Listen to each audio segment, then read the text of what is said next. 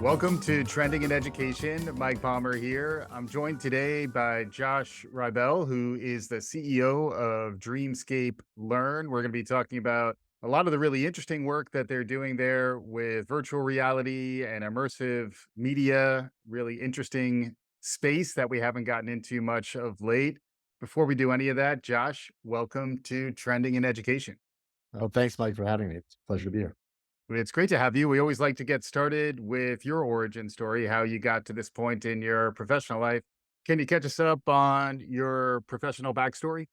Sure. And actually, it's sort of funny. It's kind of come full circle in that, well, as we'll discuss in a moment, the work we're doing today at Dreamscape Learn in many ways follows from the very first work I did in the earliest stages of my career, 35 some odd years ago. So I after college, started as a high school teacher in a private school in New York City.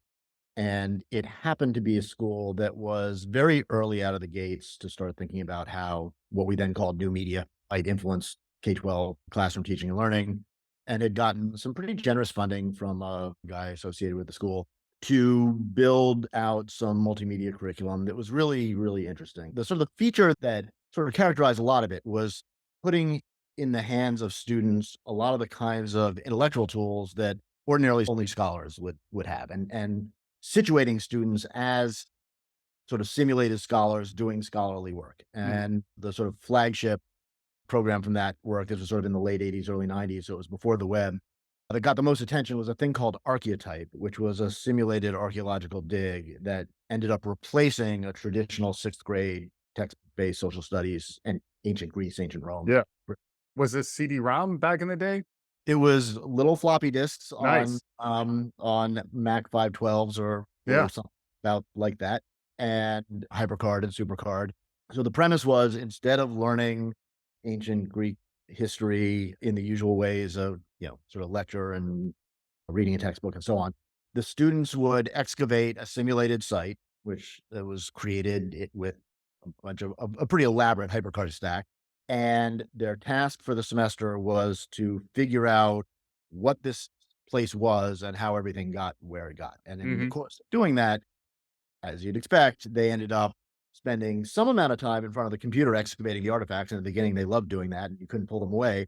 But ultimately, most of the time was actually away from the computer, deep in the stacks of libraries, trying to figure out everything there was to know about Greek coins or armor or all the rest of it.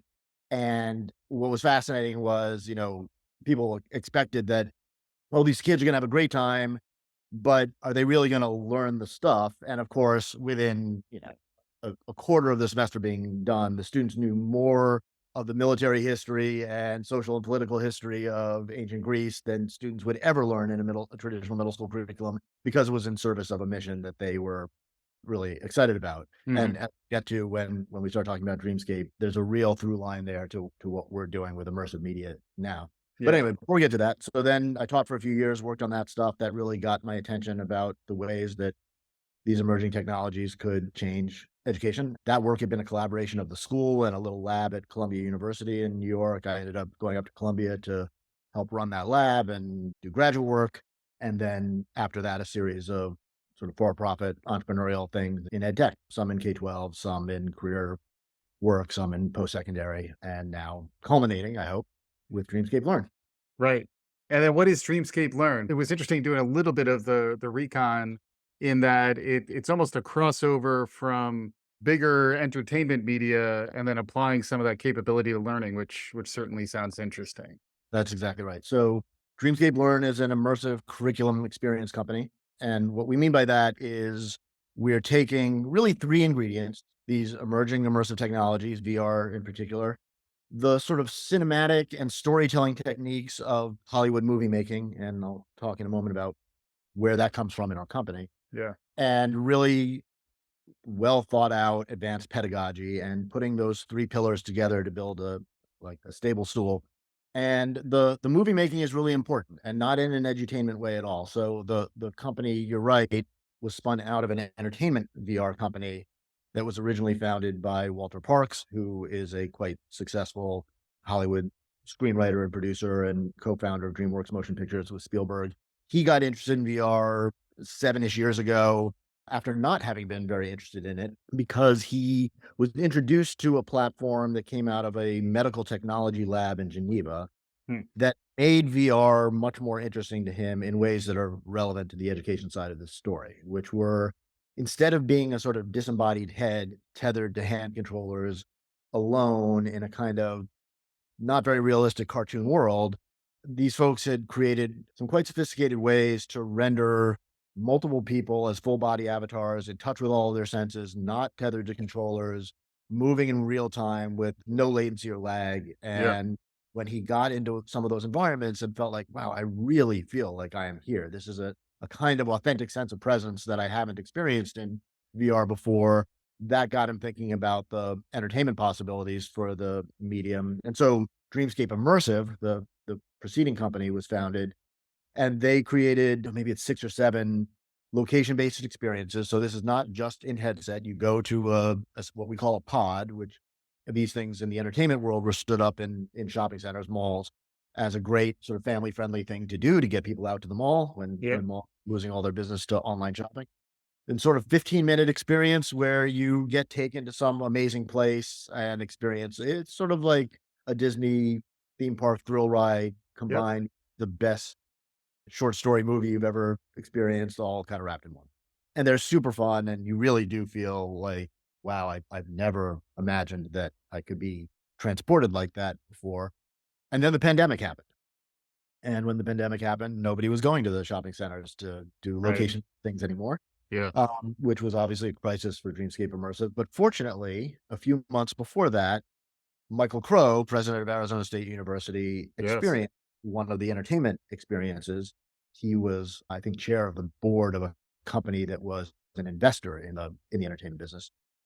And he emerged from that experience really quite mind blown, both in just the ways that I was describing before, how amazing the technology was. But more importantly, he came out and just said to Walter, this is I've been looking for a medium, a platform that could really support true experiential learning Yeah. for decades. And this is the first time I've come out of something and felt like this is it. This is going to change education. We need to, you know, point this company towards education. I will put resources into it, et cetera, et cetera. And I should say another through line in the career actually is that early work at the Dalton School in New York City that I mentioned, the archaeological dig thing. As I said, it's a collaboration with Columbia University. Michael was then in charge of tech transfer at Columbia University, and so when I went to Columbia, all the work I was doing in a ed tech lab there rolled up to him there, and then totally by coincidence, we ended up Yeah. working together and 30 years later. But Mm. anyway, so Michael's interest sparked sort of Skunksworks project to begin to build out immersive curriculum, and Mm. they focused their attention first on intro biology for 2 main reasons. One, it's obviously a very heavily enrolled and crucial course as a gateway to a lot of in-demand careers. Yep. It's also a point of failure for lots of students, especially marginally prepared, underrepresented, and underserved kinds of students, where I think nationally the DFW rate, the dropout and failure rate in intro biology is something like 48%. And so real need to solve that problem. And so there were sort of 2 other factors. The first of the entertainment experiences that Dreamscape Immersive created was a thing called the Alien Zoo, which is sort of Jurassic Park meets space. Spielberg and Walter had an idea for a movie about a sometime in the future space-based orbiting sanctuary for the endangered species of the galaxy. And Yeah. they never sourced a good enough script, so they never made the movie. And when Walter got into VR, Spielberg said, "Well, why don't you trot out that Alien Zoo concept we had? That would make a great immersive experience." And Mhm. so it did. So in the entertainment version of Alien Zoo, you're sort of on safari in this amazing sanctuary, and a voice that sounds just like David Attenborough is leading you around, and you encounter various creatures and flora and fauna, and they sneeze on you and you pet them. And it's very multisensory and all of that. So Michael Crow's point was, look, you've got these amazing ecosystems already, at least in Right. concept. Right. Why are we sending intro biology students, many of whom have no intention of a career in science necessarily or medicine? They're taking biology for distribution credit, or they might go into something health science based. Why are we sending them off to wet labs to do sort of cookie cutter, just following the procedures, sort of fake experiments that we all did in our intro science classes? instead of sending them out to be field biologists and discover real life science problems, analyze them, and solve them. Yeah. So, anyways, very much like the archaeological dig thing for sixth graders 30 some odd years before. Yeah. So Dreamscape worked with ASU to create a replacement for the intro biology wet labs that was a series of immersive missions out in the alien zoo. Hmm. Field tested all of it along the way as it was developed, and ultimately created something that has had really quite dramatic impact initially at ASU, and now it's rolling out to other institutions, both K-12 and higher ed, Hmm. where the student success rates in the lab part of the intro bio courses is just through the roof compared to the traditional numbers. Every innovation at ASU that gets any significant investment gets formally studied by an independent lab there called the Action Lab. So it all gets into quite rigorous efficacy study. And the two things that immersive biology and the alien zoo yielded that were sort of the most interesting are, one, students were almost twice as likely to get an A in the lab, even though it was deemed by multiple independent non-ASU biologists to be a much more rigorous and quantitatively demanding program than business as usual. But most importantly, there had been historically, a big achievement gap between the highest performing demographic groups and the lowest performing. That gap is virtually disappeared. It's about 4% now. And so Hmm. everybody's succeeding. And the reasons are sort of obvious that if instead of your first day of biology being read chapter one and do the problem set at the end or a lecture, instead somebody says, come to this magical place where you're going to put a headset on and suddenly you're out in a fantastical world discovering that these creatures seem to be dying, and then you biopsy them and it seems like they all have cancer and you can't tell why. So you collect a bunch of data and then you go and with your teacher and students start learning about cell signaling pathways so you can figure out why they're getting all, and you're suddenly responsible for saving a species. It's just a much more engaging way to learn all the material. And it turns out that students that would have otherwise been sort of afraid of all of this college level STEM stuff and maybe not that well prepared for it suddenly set the fear aside and get super excited to be the heroes of a journey and are willing and able to learn a lot of complicated math and science in order to save the spotted gliders.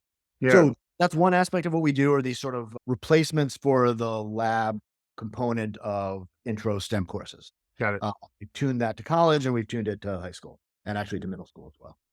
There are sort of two other things we do. We also build interactive scenes that are less, so the biology and the alien zoo type thing is a very heavily plotted. There's a whole storyline. There are twists and turns and suspense and all the things that make, Yeah. great drama or episodic television addicting. And Narrative, right? Yeah. very narrative, and so students get addicted to the storyline, and that's part of what drives their engagement in the course. But we also do stuff that isn't plotted. It's still very cinematic, but are more immersive scenes to be used in an instructor-led, real-time, synchronous class. Right. So if you're teaching about ancient Egypt and you want to take your students to Seti's tomb, we can take you there. If you want to go visit the Sistine Chapel, we can take you there. Yeah. We, we're doing stuff in the humanities and in the sciences. And then the last thing, and then I'll pause so you can ask some more questions, is all of our customers get to use our software developers kit to build their own dreamscapes. And so we've got a whole suite of creator tools, and it has both definitely surprised me how much, and it's with really great consistency. Every one of the customers we talk to or land is at least as interested in building their own as they are in using the stuff that we've built. And that's quite exciting because we see a future where there's a big developer ecosystem Yeah. building games and sharing them through an exchange. So Mm. that's what we do. That's amazing. Yeah, there's a lot to chew on in all of that. And why I was so interested in having this conversation is we've talked about virtual reality in a lot of different contexts over the 8+ years we've been doing the podcast, but I don't know if we've really spoken with someone who's as further along as you are. And the fact that this is integrated successfully into higher ed and K-12 across domains, focusing mainly on STEM, but then you also mentioned other, Yeah. you know, humanities and other contexts that it's out there. And maybe to start, just to clarify a little further, what's the user experience like when the instructor takes students on these journeys? What's the form factor? Where do they go? What do they put on? How does that work? Well, let's start with the stuff that isn't instructor led, and then we'll do the instructor led stuff. So, Sure. biology stuff is asynchronous, and the students, it's a really interesting model. The students are aware that their peers are also doing all the same series. Each of our modules is broken up into 3 acts, so you might have to do module 2, act 1 before lecture next Tuesday. Mhm. So the students go online, they find a series of showtimes for when that is being shown at the Dreamscape Immersive Learning Center at their university. I'll say in a minute what that looks like. They sign up, they get a QR code, they show up at the appropriate time, they scan the code. It shows that they're there to go in. These pods are essentially, they look like classrooms with sort of special desks that have fans embedded in them so that wind can be blown in your face and a rumbling thing under your chair that creates a more realistic sense of movement, and a headset and a joystick. And you come into the room, you sit down, you put your headset on, and everything is programmed so that you really don't need any other prep than that. The narration sort of tells you what to do, and you complete that act. And I guess I didn't really mention, but for every 10 or 15 minutes of VR, so each of these acts, as we call them, is 10 or 15 minutes. There's 2 or 3 hours of class time away from VR. And Mm. so the cadence of the sort of, let's say one of the modules is about cell biology. You come in, you discover that there's a creature, a species of creature in the alien zoo called spotted gliders that are dying at an alarming rate. You biopsy some of their organs, you collect some other data. Eventually, in that first act, you discover, there seems to be widespread cancer, but why would they all be getting cancer at the same time? Mhm. So the data that you collected there in the virtual field gets sent to your actual lab log. So now when you go to class Mm. away from VR, Mhm. you have a bunch of data to analyze and model and figure out, is it that there's some environmental carcinogen in the soil or the air or the water that's causing all this cancer? And you Yeah. learn how to build a predictive model. And turns out that it is highly unlikely that there is enough carcinogen in the environmental conditions to be causing this. So then you go back into Act 2. Act 2 tends to be about, all right, so our first hypothesis doesn't seem to have been right. What other data can we collect? What else do we learn that might direct our attention elsewhere? And then they go back into what we call the interstitial in between the acts, the 2 or 3 hours of class time, learn more math and science, begin Mm. to build a new hypothesis. Mhm. And then the third act is the sort of denouement, the resolution, where you have figured out a solution that is probably right. You go back into VR, you apply it in the field, and all is good in the world. Mm. And that sort of that 3-act structure that drives most stories, beginning, middle, end, sort of problem analysis, resolution, is sort of the 3-act structure of science as well. So Yeah. it's very well. Problem Right. discovery, analysis, solution. So that's the way the big trunk course science courses work. And as I said, it's asynchronous. Students are not interacting with each other live while they're out in the field Right. collecting. They do interact together live and collaborate quite a bit in the interstitial classroom work in Right. between. And it's also no one is doing this from their homes. They're all Yeah. doing this from a shared classroom. It's almost like an augmented classroom experience. Yes, mostly. The VR version, yes. I should have mentioned that, ASU has as many online students as they have on-prem Right. students. The Mhm. online students use a 2D version, so it's not VR, I but it's see. the exact same storyline, and it renders beautifully in graphics in a browser, and so it's a 2D version, but it's the Right. same, programming. And it comes even more full circle back to the archaeology lab you were working on. I should also mention though that and I'll talk a little bit about how the synchronous experiences work in a second. The biology stuff was so successful that there are no longer any wet labs in any intro biology courses at ASU. This is Okay. completely replaced it. We put 25,000, I think it's 23,000 students through immersive biology now. And Yeah. it's really, and I want to get later in the conversation to how obviously outcomes are important, but there's something really interesting about how much shareholder value and mission are aligned in this particular company. But Mm. the synchronous experience is similar thing. You're going to the same immersive classroom. The only difference is you now have a professor who can roam freely in the virtual space. The students are at desks and you can interact, and there's lip sync and eye contact, and you can tell who you're speaking to when you're speaking. And the teacher has various tools that they can activate in the session. So you could do a little multiple choice check for understanding. In some of the cases, we've created a virtual art gallery where we have a almost endless library of sculptures. Those can be pulled down from the center of the gallery in miniature to your desk so the students can examine them up close, raise your hand features and note-taking features, all the kinds of things you would need in a real classroom that are available in a virtual classroom. And the great thing is, since once we turn you into a massless avatar, you can go anywhere in the universe at any time and at any scale. In an instant, you can be inside a carbon atom, or you Right. can be at the bottom of the Mariana Trench or on the Mhm. lunar surface. And so really any place, scale, time that a teacher or professor would like to bring their students to help bring something to life, we can do it. Yeah.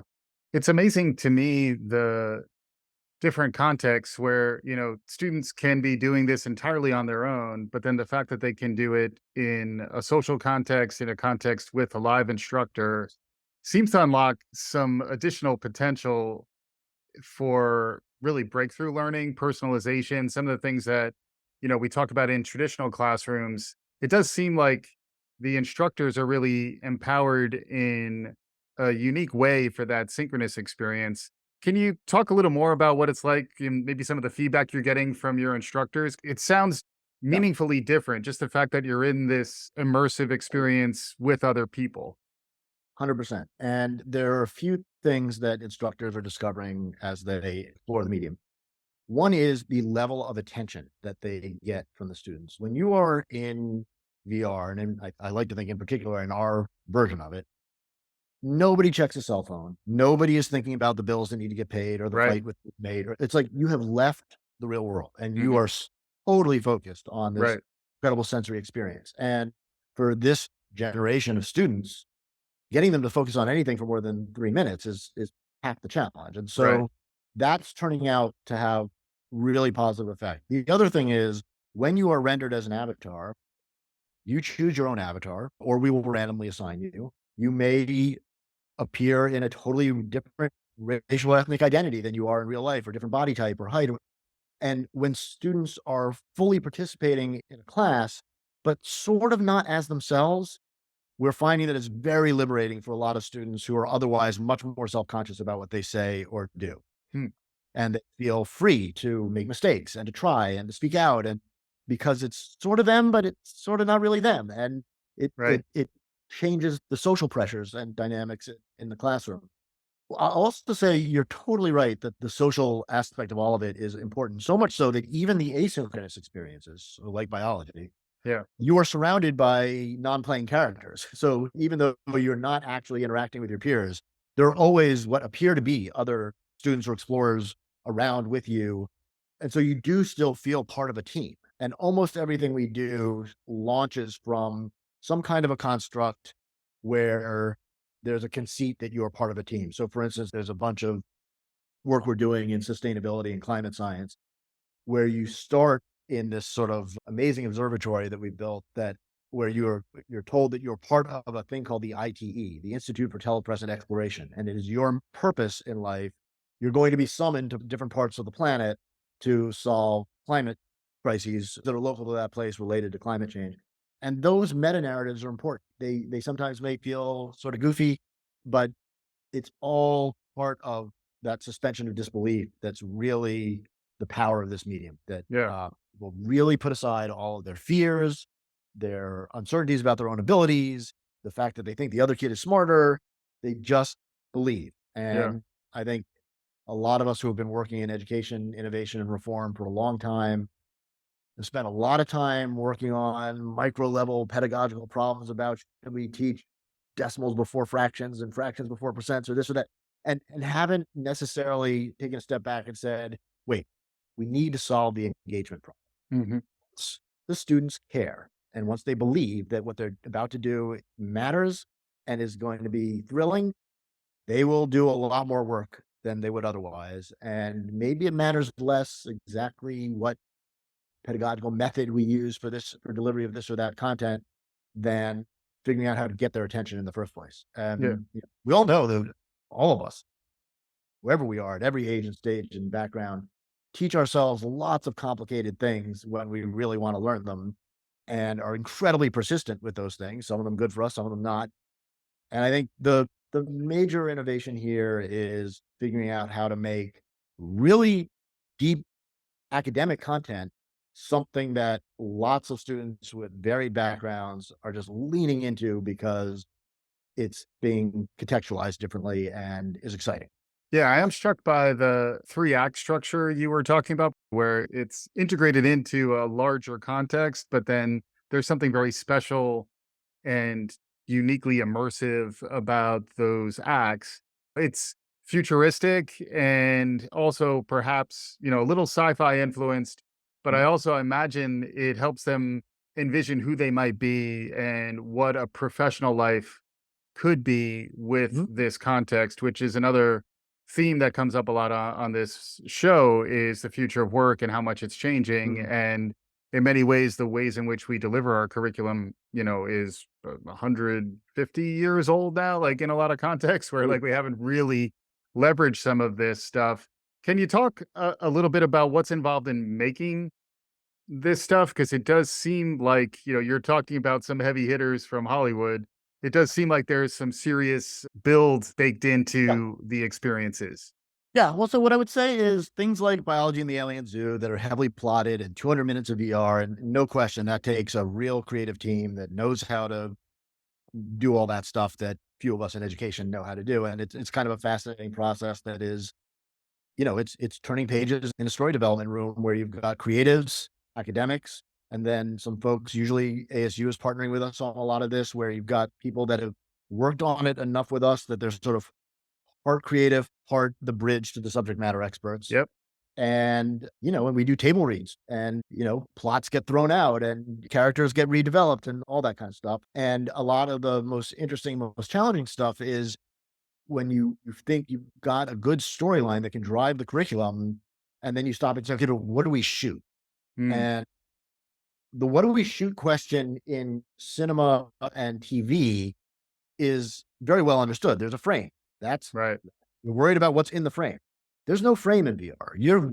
It's 360 in Yeah. every, and so figuring out, all right, so what exactly is each student seeing? What is their perspective? How fast are they moving? What happens when they turn around? Like, Right. it's a lot to sort out there. That said, we have put the tools in the hands of, people that aren't very experienced with it, know enough Unity. Our SDK is built on Unity, Mhm. the game engine, to get started, and they build very credible stuff. I mean, they're not building 200 minutes of immersive biology in the alien zoo, but there are a couple of climate science professors at ASU that have built really quite beautiful explorations of the polar ice cap and coral Mhm. reefs. So building interactive scenes with some narration and some animation, not that challenging. What's much more challenging is the sort of full course, sort of narrative driven stuff that we do. And so we see our studio as primarily focused on that because it's what Yep. we can uniquely do well. And we want to get the creator tools in the hands of a much larger community of creators to build the things that don't require that sort of Hollywood ingenuity to be useful. But so it's a fascinating process where, like, because nobody's ever really done it before, we're kind of figuring it out as we go. And it's a few different kinds of professionals figuring it out together. The subject matter experts, the instructional design experts, the screenwriter types, all in a room saying, all right, what's going to make this work? Yeah. Which does also speak to the future of work. That's the way it happens is people with different expertise need to work together to actually make this stuff happen. One Yeah. last thing I'll say about that you just reminded me of is so much so that a few of our customers have said, well, we want to teach a designing for Dreamscape course at Interesting. our college university. Yeah. And they end up being these sort of cross department courses where you've got computer science students, screenwriting students, sound design students, lighting design students, all Yeah. building dreamscapes together and sort of cross pollinating their expertise. And of course, learning the kind of rich media tools of the future as they do it.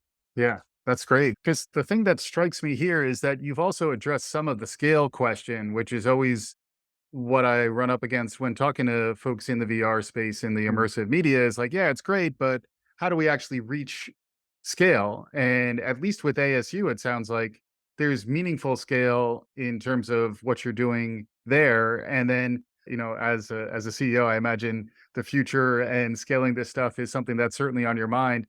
Where do you see this stuff playing forward? How does it achieve a critical mass? Where are you in terms of achieving that already?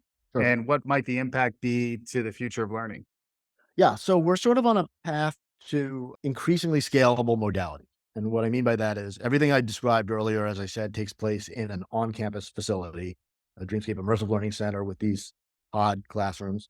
And that works pretty well for traditional higher ed.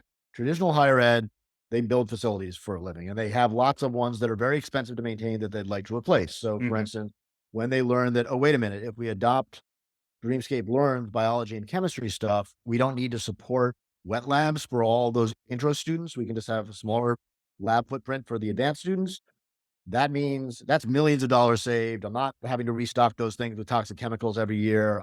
And so we often like to talk about a Dreamscape Learn Center as sort of a big piece of hardware that plays a lot of software and Mm. sort of obviates the need for planetarium or a biology lab and so on. They're also just, schools can fundraise against them. They're naming opportunities. It works well for higher ed. Yep. Well, it works so well for K-12, where a large school district has many, many high schools. So where's this thing going to go so that students can access it? It'd be kind of prohibitively expensive to build a lot of them. So we do have K-12s, but generally smaller districts where they only have one or two high schools, and so it works. But we are now in the middle of building out our first mobile pods. So this would be a Dreamscape Immersive Learning Center essentially in a trailer so that it can be moved from campus location to campus location and serve, four, five, six different schools with one facility. Mhm. And then ultimately we will build out what we call the cart, which is won't be quite as fully haptically multisensory immersive as our sort of full Monty is, but would essentially be a cart with 30 headsets, a content server, and a mesh network all in one, can be rolled into any room. And suddenly that room, regardless of whether its Wi-Fi is stable or not, because we bring the network with it, Yeah. can support synchronous Dreamscape immersive virtual reality learning in that classroom. It's totally local, hooks up to the internet at night to get updates and pushes, but otherwise is a local installation Mhm. supporting that local work. We're probably 18 months from releasing that, but that modality will help this scale a lot. And in the Yeah. meantime, we are primarily focused on colleges and universities where they're ready and eager to build out a VR facility. And in terms of the progress, yeah, I think last year was our first sales cycle beyond the incubation at ASU, and I think we did 9 or 10 deals. This year we'll do 20 or 30. So we're getting into the teams of institutions working with Yeah. us. Right. And it's been so interesting how diverse they are. So community colleges tend to love it because they've got large numbers of students that need to get through intro STEM and are challenged by it. But we've got highly selective R1 universities. We've got little liberal arts colleges in the far reaches of wherever that I'd never even heard of, state schools. It's sort of been all over the map. And I think that's primarily because they all share two problems. One, these core gen ed courses are really important and real points of failure Yeah. at almost every level. And they need ways to get students to care. And we're an engagement engine, and they see it as an enrollment magnet. They see it as a retention tool, and they just see it as the future of pedagogy. The faculty are not resistant. The faculty are excited because if you're used to teaching some intro course and half the students are not really with you, and Yeah. suddenly they're all super with you because you're taking them on these amazing journeys to incredible places, you feel like the rock star teacher that you never felt like you were necessarily skilled enough to be without, this kind of assist. Right. And I guess there's some professional development, a little bit of training, I guess, for faculty to get them to ramp up. I'd love to hear more also just based on your vantage point on lessons learned. You used one of my bingo words in edutainment earlier, where lots of times when folks think about entertainment media and learning, they think, well, you just slap those two things together and boom, you're ready to go. It sounds like you've learned some of the upside, but then also some of the potential pitfalls and challenges that might be out there. Can you describe a little bit of what your experience has been like and how you navigate the blending of those two types of things? So the company is really focused on rigor and not on fun and games. And so, the sort of program development is really driven by the subject matter experts. And Walter's team of creatives are there in service of what they are trying to get students to grok. Mhm. And I think that prioritizing the academic rigor using the medium as a facilitating tool is really important and not the other way around. If it's the other Yeah. way around, you end up with sort of chocolate covered broccoli, as I like to say. And I think that's not what we've done.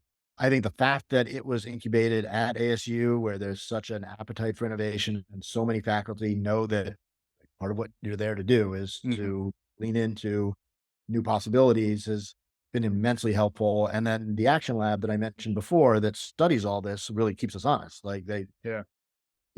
we are subjected to a huge amount of efficacy testing, ranging from little mini studies to make sure that something is working, some individual modules working, to large random control trials like the one that was done on biology a year and a half ago.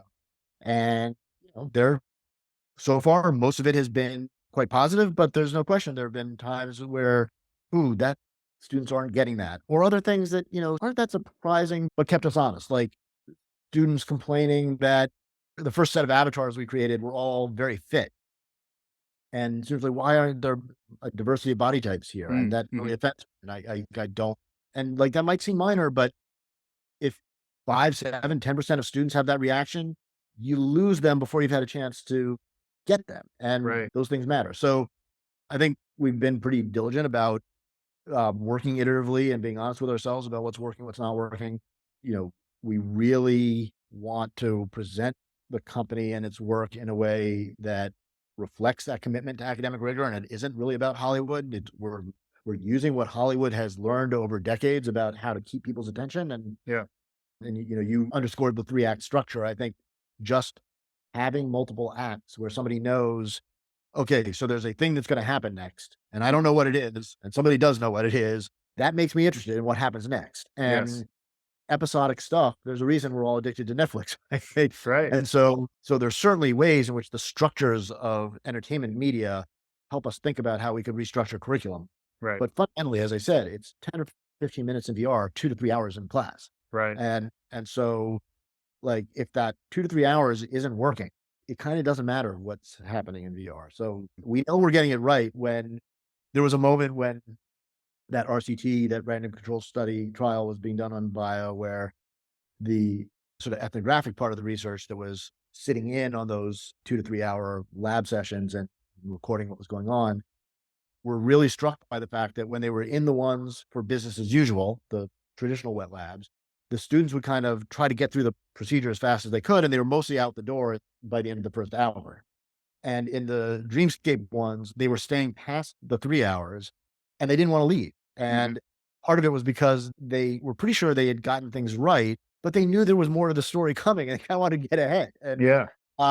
so, things like that are really helpful. If the students are starting to, like, shut the laptops and walk away from the spreadsheets, 70 minutes into a 3-hour session, you're not getting it right. And, so that's back to the lab. Yeah. Yeah, it does strike me, some of the durable skills that come up a lot are things like storytelling and design thinking, and you've got both of those kind of baked into your model where there's the narrative elements, which I think keep drawing people back in, make them interested, build suspense, make them want to learn what's coming next. And then the design process, the lab component that you were talking about really does model for students at a relatively early stage, even though they may not have a window in, to the fact that this is an iterative process. We need feedback and we need to continue to tweak and remodel and re envision how this thing is going to move forward. In terms of moving forward, we haven't talked yet about generative AI, which is something that is interesting on a number of fronts. It's certainly something that Hollywood is paying attention to. I will admit that I talked to someone about VR a while back, and this was early 2023, and he was envisioning the holodeck Mhm. being Yeah. something like the holodeck being real in maybe a year or two. Who knows whether he was right or not? But I imagine, it's got to be something that's on your mind. How are you thinking about how generative AI might factor into your future? There are 2 main ways, and I would say we are, in the earliest stages of sort of lightly playing with them, but one a little further along than the other. So one is student support. So as I mentioned, all this alien zoo stuff in biology, and actually the chemistry thing, which revolves around the Institute for Telepresent Exploration, you have a kind of expedition leader who doesn't appear but is a voice. Think Charlie of Charlie's Angels, like, Yeah. the guy who's telling you what your mission is. And so we have fed all of the biology material from both the NVR experience and the interstitial class experience and all the background notes and so on into a language model to create essentially an AI driven version of that person, so that he's not just telling you, being the narrator when you're out in the field and discovering the spotted gliders of cancer, but then later when you're doing your work, you could say, so when we perform such and such test on that creature, what result did we get and why did that matter? And he can be kind of extend the fantasy that there's somebody who knows the whole thing who can help guide you through and coach you. Mhm. So we've done a little bit of work with that, not yet integrated into the product, but some sort of R&D experiments. And then the other that we're very interested in, but have only just begun to dabble with, is programming avatars to respond based on, you know, essentially AI input. So you can imagine in foreign language learning, which is at its best immersive anyway. Mhm.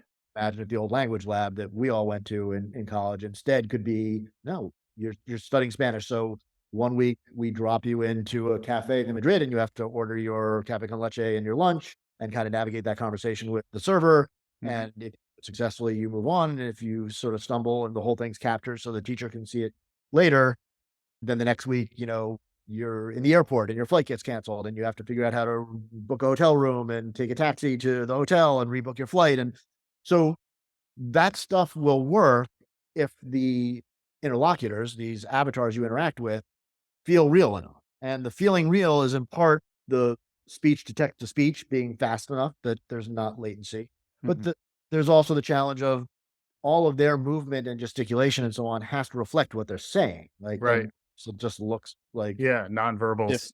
it just doesn't look like a real communicator, and Right. especially language learning, that's more so we're experimenting with all of that. I think, we will probably partner with a leader in foreign language stuff in order to get that right, but we do think the medium is really ripe for it.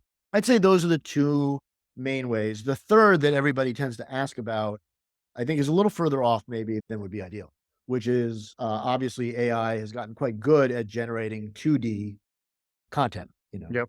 the journey and say, build me a whatever, and the picture comes back that looks like what you imagine. Not so great yet at I need a 3D Eiffel Tower or a Sistine Right. Chapel or whatever, and whoop, and suddenly you're in it, and all you need is for your artists and animators to kind of touch it up a little. I hope that one day that that's the case, and not just for our own good as original content creators, but for the whole ecosystem, that developers will be able to use our tools and AI to very quickly generate, you know, credible first cuts at immersive spaces Mhm. and, use their expertise to refine them. But I think we're still a little bit of a ways from that. Yeah. I guess some of that might come online around like the Unity developer space as well, where like, as these tools continue to emerge, you imagine they'll be able to leverage some of that as well. I'm talking to Josh Reibel, who's the CEO of Dreamscape Learn here. It's been a really fascinating conversation, trying to understand the ramifications of the work that he's doing. We're getting closer to time here, Josh. I'm wondering before we get to final thoughts and takeaways, do you have any advice to folks who are trying to get into the world of learning and perhaps want to lead or innovate or kind of transform the way we operate? Because it does sound like that's really been a recurring theme throughout your professional life. Any suggestions or ideas for folks out there? Hmm, that's a great question. Well, I can really only speak to the things that have been important in the parts of my career that I feel like went the best, not the parts that didn't go as well. It sort of comes back to the thing we were saying before about academic rigor. The learner and the content need to come first. And too often, I think our industry sort of fetishizes applications of technology that sort of seem groovy. But when you really step back and say, how is this enabling humans to get further with their learning than they otherwise would? Maybe you can't quite answer that question as well as you feel like you should. And I guess the other thing I would say is don't be afraid of niche what feel like niche problems. So, what the sort of largest chunk of my career was at a company called Wireless Generation that was eventually sold to News Corp and rebranded Amplify, still exists as Amplify, no longer owned by News, but flourishing. And now is a highly diversified digital curriculum company, also an assessment company. When we started that business, we were focused on observational reading assessment for K through 3. And I remember every person I knew at the big publishing firm was like, "Josh, what are you doing?" It's like, it's tiny.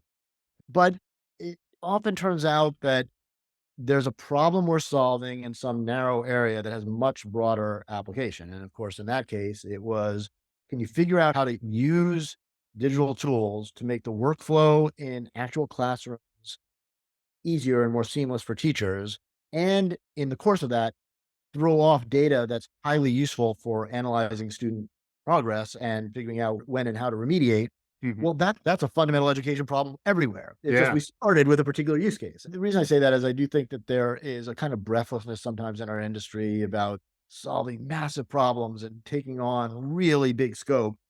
And as a result, the solutions aren't well enough tuned the to particular use cases and particular education settings. And Mhm. I think it's often much more likely to succeed both mission-wise and financially to start with a very particular problem and then generalize it rather than start with something massive like, I was relatively recently pitched a kind of AI tutor for everything. It Of wasn't course. actually dressed that way, but you didn't have to dig very far for the entrepreneur to essentially be saying, this is the way all learning in all contexts will be assisted. Right. And it was just preposterous to me. And so I guess my advice is go the other way around. Figure out, Mhm. use generative AI to solve a particular teaching and learning problem, and you will find your way to bigger and bigger problems with more and more impact and more financial reward for your stakeholders. I think in general, when you shoot at a huge base, you just shoot at nothing. Yeah, I've heard it boiled down to there's riches in the niches. So Oh yeah, maybe I've never heard maybe that. there That's yeah. that's pretty good. So it's been wonderful talking to you. Any thoughts on where you're heading next and also maybe some takeaways for our listeners? Well, we're the heading next is definitely trying to get to the most scalable modalities as quickly as we can to getting more content created and getting the creator tools in more people's hands so that Mhm. there's generated content. I'd say those are our three main priorities right now. And I guess I'd use the last 30 seconds or whatever to say, if you are interested in any of this and have any of the skills that seem like they might be relevant, please contact us because we are hiring and growing and need more talent. And it really is, I've, as I said, spent 35 years in education, mostly education technology. And this is as excited as I've ever been. It just feels like a whole new way of thinking about what a school can be. And actually, Mm. maybe that's the last point that I'd make is the schools that we have all gone to at their best and at their worst are all sort of destinations. You come from the real world into school to be kind of hermetically sealed in classrooms, isolated from all of the things that we're supposed to be developing a sense of wonder and knowledge.